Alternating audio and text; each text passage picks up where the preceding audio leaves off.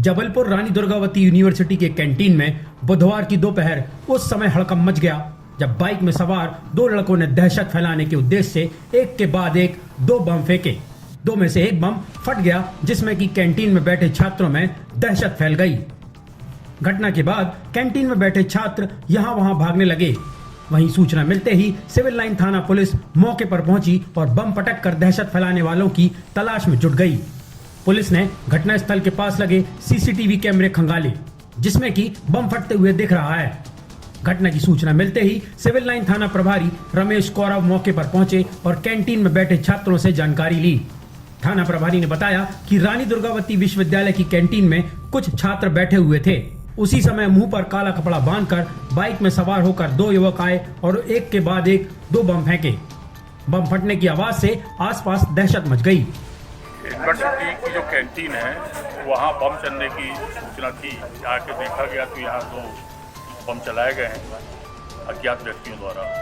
किसी के ऊपर नहीं चलाए गए हैं, खाली स्थान पर बम पटके वो पटक के यहाँ से भाग भी गए हैं। वो नहीं है कोई भी।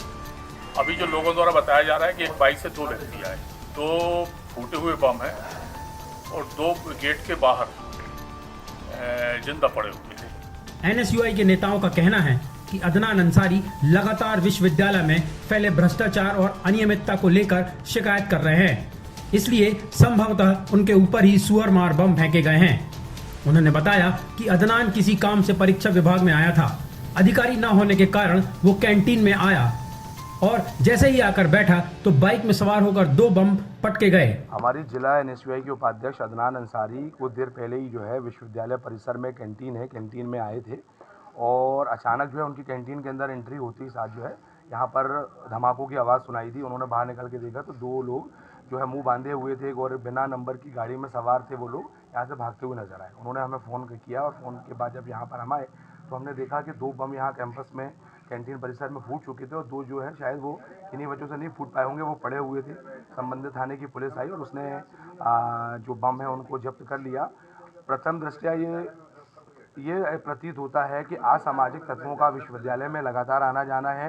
दो दरवाजे हैं प्रवेश के और निकास के लिए, लेकिन यहाँ पर सुरक्षा कर्मियों की अच्छी संख्या में मौजूदगी है। उसके बावजूद असामाजिक तत्व मुंह बांधे हुए विश्वविद्यालय परिसर में आते हैं, बम पटकते हैं और चले जाते हैं।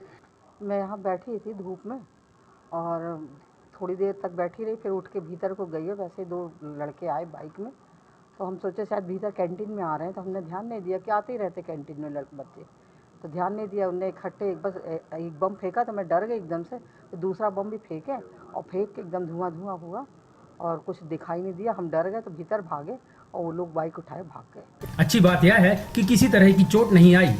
फिलहाल पुलिस सीसीटीवी कैमरे फुटेज के आधार पर अब आरोपियों की तलाश में जुट गई है।